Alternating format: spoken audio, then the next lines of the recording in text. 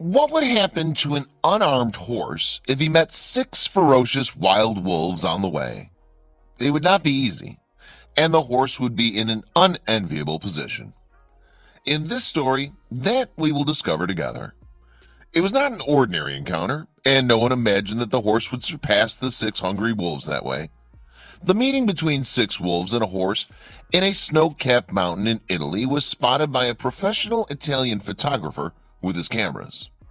He wandered near the place of the incident and drew his attention as a group of wolves approached a horse and took some pictures of what happened.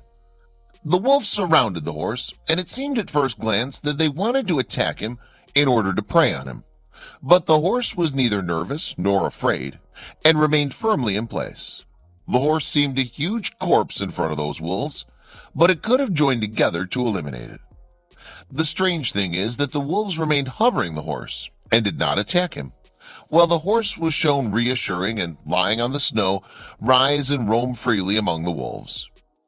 The Italian photographer said he initially thought it was the end of the horse after the wolves approached him, but what happened made him astonished. He remained wondering why the wolves prevented him from attacking him, and why the horse did not run away when he noticed that it was approaching him. Everything was suitable for the wolves in order to prey on the horse, but they didn't. A Swedish expert who specializes in wild animals said that if this scene occurred in Sweden, the result would be completely contrary to what appeared in this scene, where he stressed that many wolves and a horse alone will make them break it without hesitation.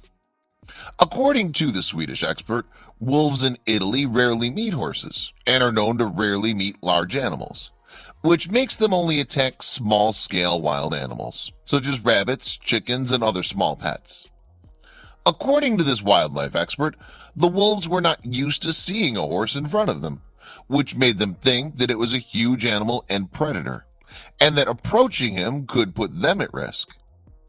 Do you agree with this expert in his analysis of the scene?